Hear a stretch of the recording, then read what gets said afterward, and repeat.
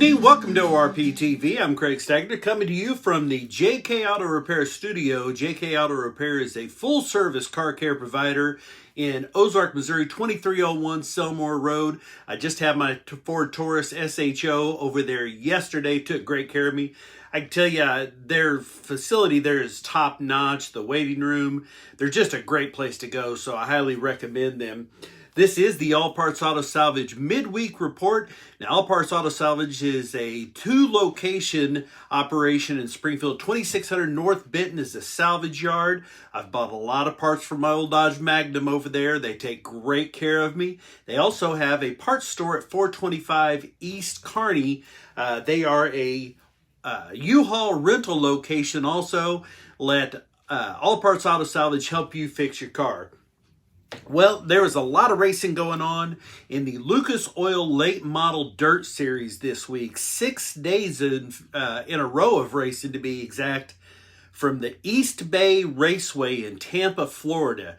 Some of the local guys are down there making this event, so this is it's a long trek, and I hate that they missed out on all that snow that we had today, but doggone it, we're just going to have to live with that, I guess. So they were racing there on Monday night.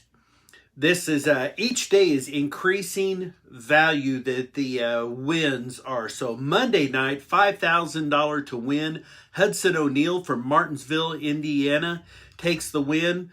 Tony Jackson Jr. from Lebanon took 6th on Monday night, and Billy Moyer Jr. from Batesville, Arkansas, was 26th. On Tuesday, last night, Tyler Erb from New Waverly, Texas, took the win. This was also a $5,000 to win.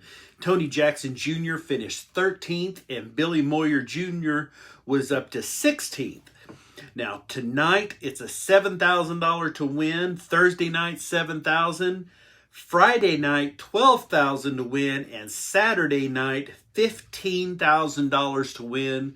That'll certainly make a trip back home for all these racers well worthwhile. So we'll get you those results. We have the full results for each day posted, of course, here on our page.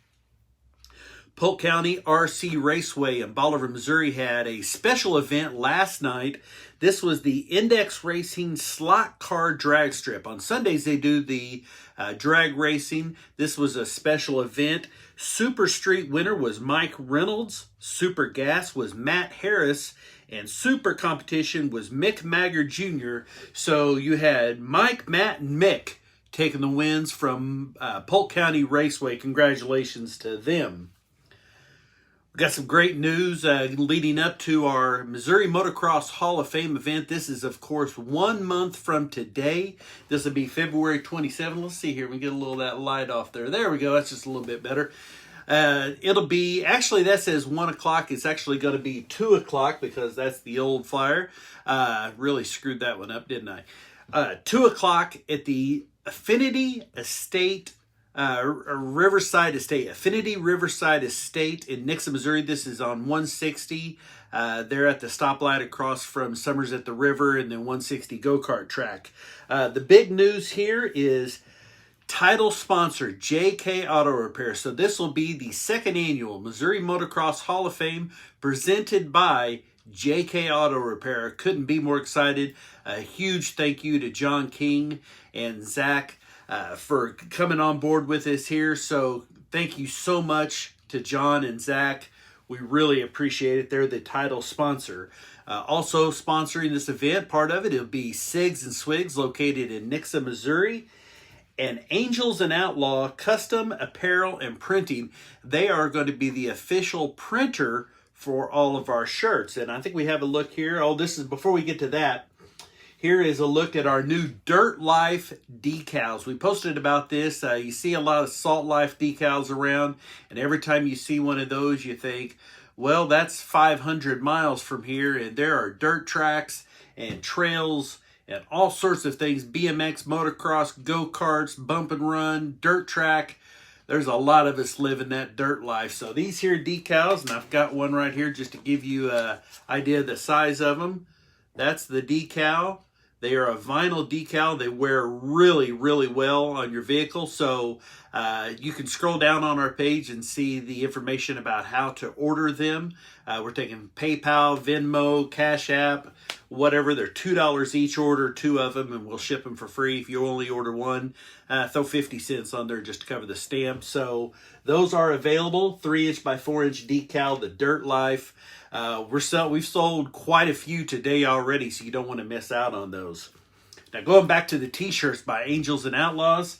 Again, this year we're going to have the incredibly popular Possum Hollow Motocross track shirt. These are a shirt that are a throwback in time. If there was a time in the 70s and 80s where if you went to Possum Hollow, you just weren't anything if you didn't have a Possum Hollow shirt. And I'm sure that a lot of us think, man, I wish we had those shirts again. Well, this is your opportunity. This isn't a cheap knockoff.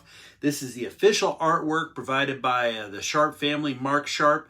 Part of the proceeds of this shirt goes to the Jerry Sharp Foundation, a great scholarship foundation pioneered by Jerry Sharp and head up by his son Mark. This is a look at the Jim Moon Yamaha, the old Jim Moon shirts. That's a good look at the logo, and that's kind of how it'll look on the shirt. These are $20 each. They will be available at the event. So if you want to pick it up, make sure you come to the event, to the Missouri Motocross Hall of Fame. Details are there on Gwen Road, 381 Gwen Road in Nixa, Missouri. If you can't make it to the event and want a t-shirt, send us a message and we'll make arrangements to either deliver it or ship it to you. And then this will be the specialty shirt there for the day. This is the Missouri Motocross Hall of Fame shirt with all your inductees. Jody Hill, Joe Burke, Chad Brixey, Corey Bradley, Ray Schnick, Brian Strain, and Don and Melba Herndon. Again, these shirts are $20 each. We're going to have large, extra large, and 2XLs there. So if you know that maybe you need a different size or that you want to just make sure that you don't miss out on one, it's best to pre-order and we'll make sure we have those shirts for you tucked away with your name on them. Hillbilly Speedway, one of our sponsors, has announced their season opener after, I don't know if he was even ready to do it, but Missy Baker had just browbeat poor Franklin to death on this, so he came out with a schedule just to quit taking the beating from Missy. So Saturday, April 10th will be the season opener for Hillbilly Speedway in Fair Grove. Take 65 north to 125, turn right, and it is just down the road, a quarter to half mile or so. One of the most fun tracks you'll ever go to for just redneck, hillbilly fun, Hillbilly Speedway. Details are on our page. Some interesting news from Central Missouri Speedway in Warrensburg. They've announced that they are possibly going to be NASCAR sanctioned. Now, what that'll mean is there's going to be some little bit different rules. It's quite a bit more expense for the track. I think I saw $20,000, but that means more insurance for them. It means some more recognition, higher profile, state championship. They would be, if they do this, they will be the only NASCAR sanctioned track in the state of Missouri.